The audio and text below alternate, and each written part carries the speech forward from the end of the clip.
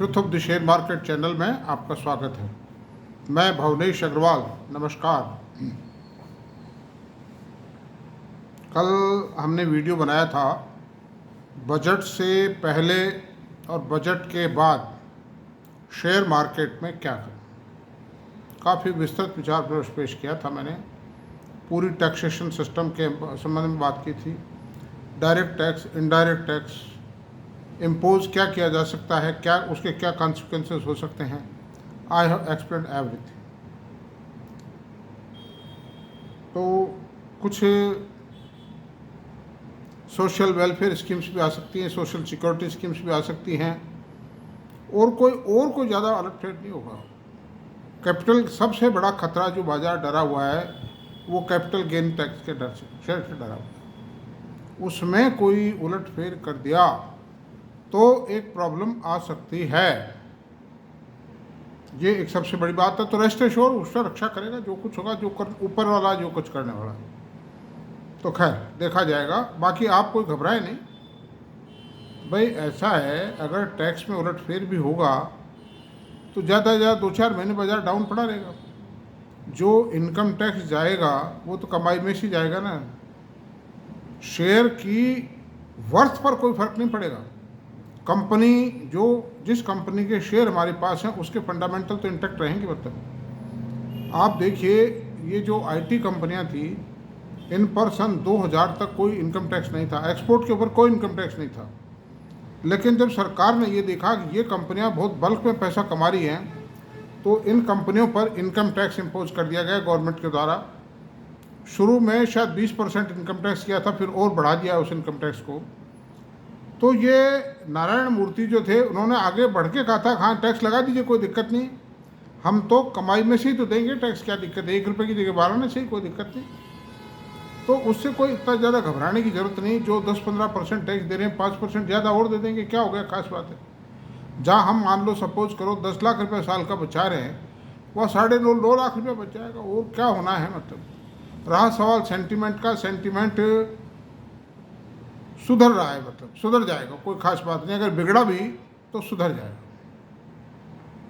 तो अब ऐसा है। तो ये तो कल के रही बजट। और अमेरिकन मार्केट थोड़े डाउन है, नेस्डेक भी डाउन है, और डॉ जोन्स भी थोड़ा डाउन रहा है।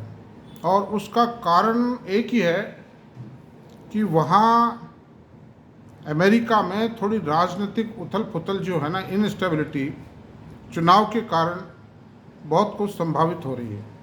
और उसमें जो वाइडन साहब हैं, उनको चुनाव मैदान से हटाया जा रहा है। जो डेमोक्रेटिक पार्टी है वो चुनाव से वाइडन साहब को हटा रही है। कारण क्या कि वाइडन साहब की जो हार है वो निश्चित हो गई है करीब करीब। तो जब पहले मालूम पड़ गया और समय भी हटाने का उनको कैंडिडेटशिप से, तो हटा रहे हैं करीब करीब, ये भी फाइनल है। अब सवाल ये उठ रहा है कि कमला हैरिस को लगा रहे हैं। तो कमला हैरिस के आने से जो ट्रंप साहब के जीत की संभावनाएं पूरी प्रबल हो चुकी हैं, क्या उन पर कोई फ़र्क पड़ेगा, ये उनके आने के बाद पता पड़ेगा, या और 1-2 रोज़ में जो ओपिनियन आएगी, सर्वे आएंगे वहाँ से, उनसे पता पड़ेगा। मैं अभी कुछ भी कहने की स्थिति में नहीं हूँ। इस कारण से कुछ लोग, हालांकि अमेरिका की जो इकोनॉमिक सिस्टम है और उसमें कोई भी सरकार आवे, 1-2% इधर से उधर हो सकता है, कोई बहुत बड़ा फर्क नहीं आता है। That economy is completely an open economy. खुली अर्थव्यवस्था है, उदार अर्थव्यवस्था है, इसलिए कोई ज़्यादा फर्क पड़ने वाला नहीं है। लेकिन फिर भी मार्केट है, मार्केट अपने हिसाब से चलता है। मार्केट हमेशा सावधानी लेके चलता है। मार्केट के पंडित बहुत अलर्ट हैं। ये है। बाकी मैंने 42 साल के कैरियर में शेयर मार्केट में पता नहीं कितनी तेज़ी आई, कितनी मंदी आई, कितनी नीतियाँ आई, कितनी सरकारें आई, अमेरिका में बदली, भारत में बदली, ये सब चलता रहेगा। जिन कंपनियों को पैसा देना है, देने वाले ग्रुप्स हैं, इंडस्ट्रियल हाउसेज हैं, बिजनेस हाउसेज हैं, वो खुद भी कमाते हैं, शेयर होल्डर्स को भी देते हैं पैसा कमा के। जो नहीं देने वाले हैं वो सोने को भी मिट्टी कर देते हैं। बहाना पॉलिसी का होता है, दहाना कोई भी बहाना साहब, कुछ लेके ही भग जाते हैं। तो ये एक अलग बात है। इसलिए कोई 2-4 जो long term, medium term investor है, उसकी तंदुरुस्ती में कोई फ़र्क नहीं है। कोई घबराना नहीं चाहिए कि आप मतलब कोई घबरा करके किसी शेयर को, अच्छे शेयर को बेच डालें, कोई मतलब नहीं उससे।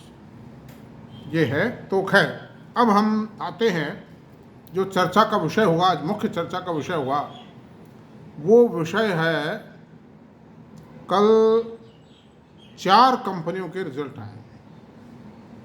एक का परसों आ गया था, इसका परसिस्टेंट का 4 कंपनियों के रिजल्ट आए हैं।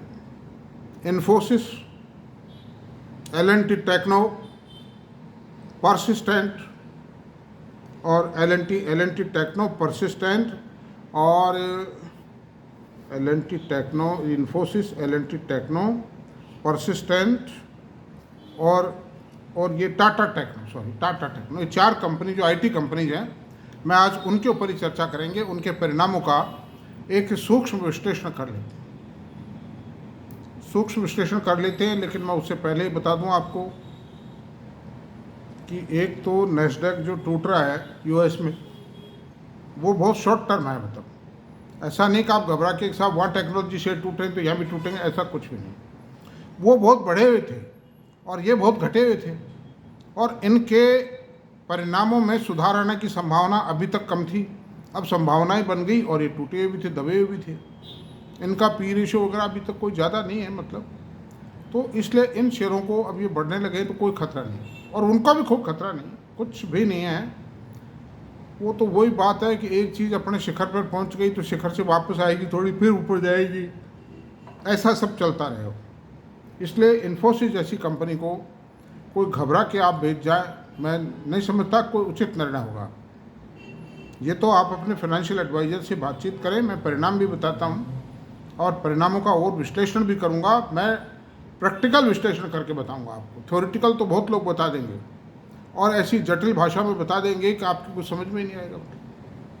मेरा काम ये है। तो अब आइए, चलिए रिजल्ट्स पे चलते हैं। इन्फोसिस का जो रिज़ल्ट आया है उसमें इंक्लूडिंग अदर इनकम जून 2024 की जो सेल आई है वो 40,153 करोड़ रुपये, और अदर इनकम सहित मार्च 2024 में जो परिणाम आए थे, सेल आई थी, वो 40,652 करोड़ रुपये थी। और जून 2023 यानी एग्जैक्टली 1 ईयर अर्लियर, पहले 1 साल पहले 38,494 करोड़ रुपए की सेल आई थी। तो अंडर दी सर्कमस्टेंसेज पिछले क्वार्टर से कुछ कम है, लेकिन गत वर्ष से काफ़ी अच्छी है। प्रॉफिट आया है 6,374 करोड़ रुपए इस क्वार्टर में, जो बाजार की अपेक्षाओं से काफ़ी ज़्यादा है। और पिछले क्वार्टर में जो मार्च एंडिंग क्वार्टर था उसमें प्रॉफिट था 7,975 रुपीज़। उसमें एक 1,800-1,900 करोड़ रुपए का एक एक्स्ट्रा आइटम था, उसका 2,200 करोड़ था या कुछ ऐसा था। उसके कारण ये प्रॉफिट है, और इसी कारण इसका कंपैरिजन भी नहीं हो पा रहा है कि पिछले क्वार्टर के मुकाबले कितना, लेकिन सर्टनली पिछले क्वार्टर से ज़्यादा है। आप ये मानिए करीब 5% ज़्यादा है। और पिछले जो कॉरस्पॉन्डिंग पीरियड था पिछला, ईयर ऑन ईयर मानिए आप, जून 2024, 5,945 रुपये का प्रॉफिट था, तो उसके मुकाबले 7% प्रॉफिट हायर आया है। और EPS भी 7% हायर होगी, बट नेचुरल है। और जो प्रॉफिट मार्जिन थे वो 21.1% आए, जो ईयर ऑन ईयर 0.3% ज़्यादा, और क्वार्टर ऑन क्वार्टर 1% ज़्यादा है। It's a remarkable achievement on the part of the company. और ये इशारा है कि कंपनी काफ़ी, वो कहावत है रामधारी सिंह दिन्ने, शायद धूप धाम पानी पत्थर, बीच में 1.5-2 साल का पीरियड बहुत ख़राब गया, उसको सहकर उससे बाहर निकली है। और ये जो परिणाम है, ये क्लियर कट संदेश देते हैं, now the company is going for a leap forward march. बाजार के भाव बता रहे हैं, कंपनी की वर्किंग बता रही है, मैनेजमेंट का स्टेटमेंट बता रहा है, और इनकी जो डील्स हुई हैं वो $4.1 बिलियन की डील हुई है। वो भी बहुत शानदार डील है। वो मतलब लार्ज डील ही बताता है इन्फोसिस, छोटे डील्स को बताता ही नहीं।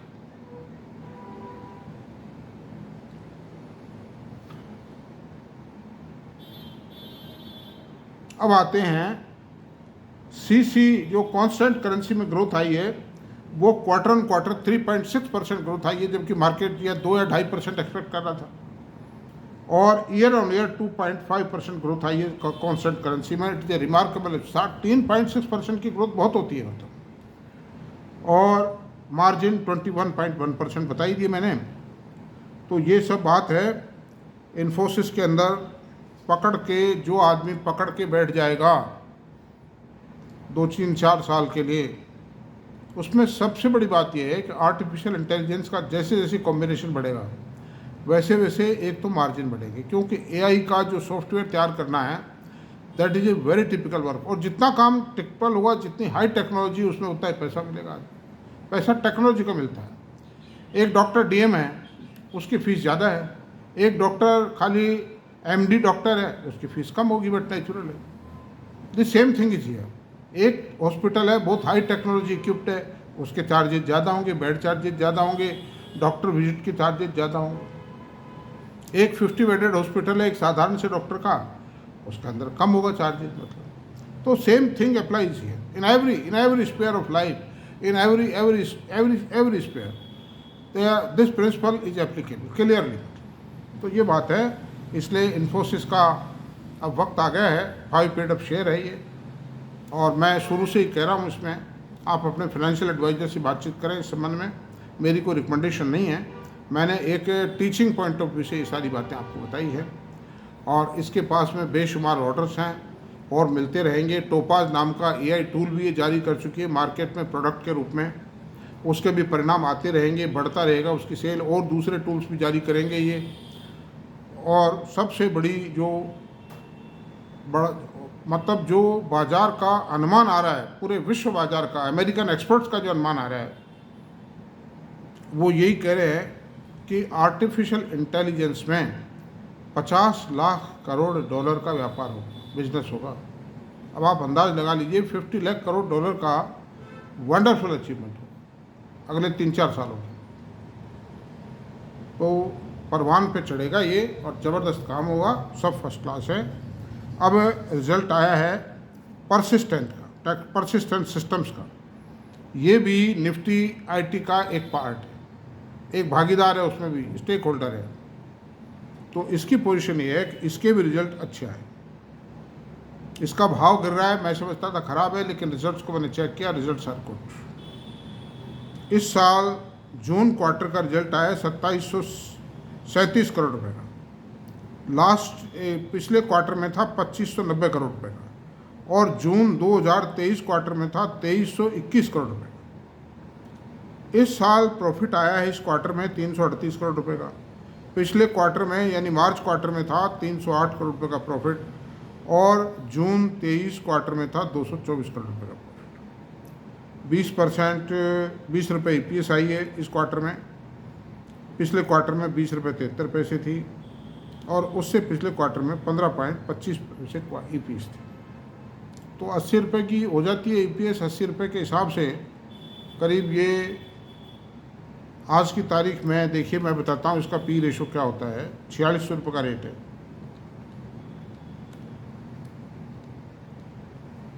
57.5 का P रेशो आज इसका।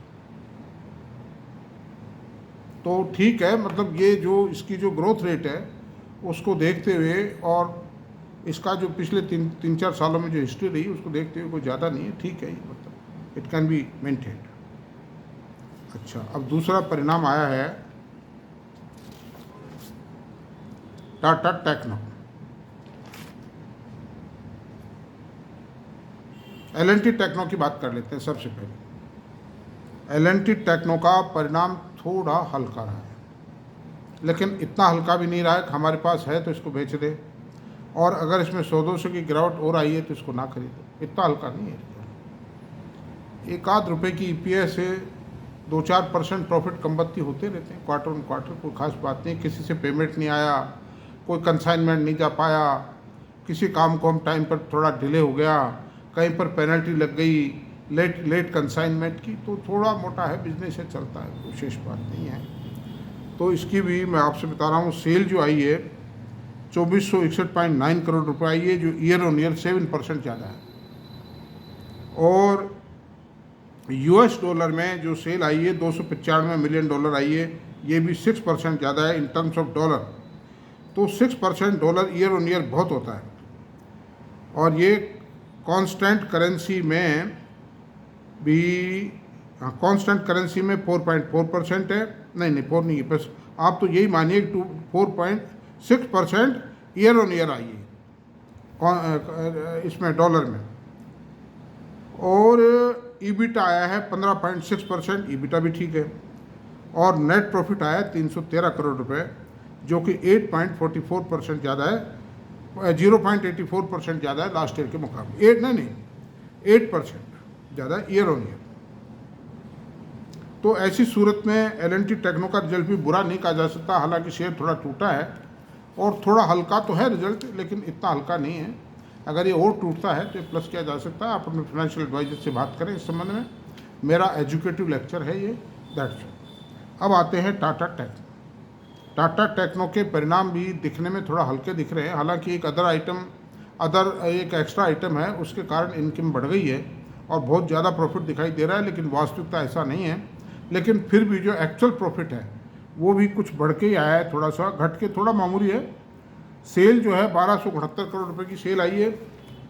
और मैं उससे पहले आपको एक बात निवेदन कर दूं, मैं भूल जाता हूं कि अगर मेरा वीडियो पसंद आया है तो प्लीज़ इसको सब्सक्राइब करें, लाइक करें, शेयर करें, कमेंट करें, मैसेज देवें, कोई आकर पूछना हो तो बेखट के देवें आप। और जिन लोगों ने मुझे धन्यवाद दिया है मेरे वीडियोज़ के लिए, मैं उनको भी धन्यवाद देता हूँ। I award thanks for their appreciation granted to me. और मेरा पूरा कोऑपरेशन रहेगा। कुछ लोगों के फ़ोन भी आए हैं, कुछ लोग चाहते हैं कि भाई हम कंसल्ट करना चाहते हैं। जैसे जैसे मुझे समय मिलता जाएगा मैं उनकी मदद के लिए तैयार हूँ। I never deny for the help. I will give full cooperation to the retail investors, those who are submissive, sincere, diligent. I am always ready. I worship the diligence, I worship the intelligence, I worship hard working. इसलिए कोई दिक्कत नहीं, आप निश्चिंत रहिए। Tata techno का cell आई है 1269 करोड़ रुपए की, जो 0.9% ईयर ऑन ईयर ज़्यादा है, लेकिन क्वार्टर ऑन क्वार्टर 2.5% कम है। प्रॉफिट 162 करोड़ का आया है, जो कि 3.1% क्वार्टर ऑन क्वार्टर ज़्यादा है। इसका मतलब मार्जिन बढ़े, और मार्जिन भी 0.7% क्वार्टर ऑन क्वार्टर बढ़ा हुआ है, इसीलिए 3.1% प्रॉफिट ज़्यादा है इसका। तो टाटा टेक्नो भी, मैं तो ये कहूँगा कि ईश्वर करे थोड़ा और तोड़े इसको, क्योंकि मुझे भी खरीदना है शेयर। मैं 1400 रुपये लिस्ट हुआ था। I am waiting for declining. अगर ये टूटे तो मैं थोड़ा खरीदूँ इसको, लेकिन फिर भी रिजल्ट ख़राब नहीं है, रिजल्ट स्टेबल है। आईटी कंपनी में सबसे खास बात यही है कि इनमें कोई खतरा, इतना बड़ा खतरा नहीं है। समझे साहब आप? कोई एक्स्ट्रा आइटम है, कोई टैक्स इम्पोजिशन का झगड़ा है, उस कारण हो सकता है कि कभी कोई प्रॉफिट थोड़ा बहुत घट जाए।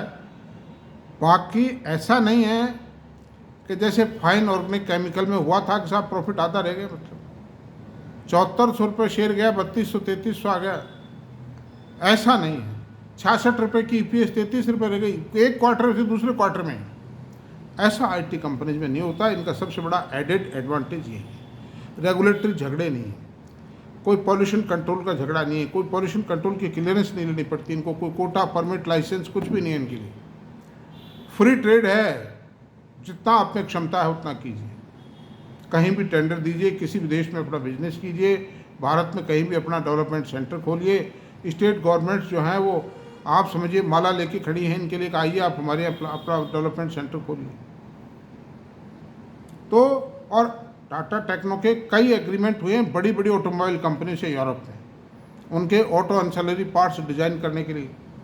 तो इसके परिणाम आने में थोड़ा समय लगता है। एग्रीमेंट हुआ है, फिर वो डिज़ाइन देंगे, फिर ये बना के देंगे सैंपल, फिर वो उसको अप्रूव करेंगे, और वो अप्रूवल भी टेस्ट एंड ट्रायल लेते हैं, 2, 4, 5, 10 गाड़ियों में लगाएंगे, या मशीन उनके पास जो टेस्टिंग मशीन है उन पर चढ़ाएंगे उनको, उसके बाद कोई परिणाम आएंगे। आप देखिए वही दवाई है, दवाई का भी यही हिसाब किताब है।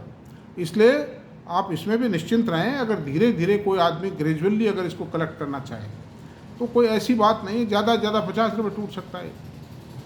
और क्योंकि आईटी के फेवर में सेंटीमेंट बढ़ता हुआ चला जा रहा है, इसलिए अब कुछ ज़्यादा खतरे वाली बात नहीं रही है। उसने टाटा का मैनेजमेंट है, पेरेंटेज इज़ गुड। मतलब मैं भी सोच रहा हूँ, देखूँ क्या करूँ, व्हाट टू डू। आजकल मैं कोई न कोई डिसीजन लेता हूँ इस बारे में। तो ये बात है मित्रों, आपका आज काफ़ी डिस्कस कर लिया है आईटी सेक्टर पे। अब आप ये ना समझें, अच्छा कुछ एक बात बता रहा हूँ कि पीएसयू, ये जो डिफेंस पीएसयू के शेयर हैं, इनको तोड़ा गया है। इसके पीछे एक बहुत बड़ी चाल है, और चाल ये है, देखिए मैं आपसे बताऊँ, मैंने मोबाइल पे एक न्यूज़ पढ़ी।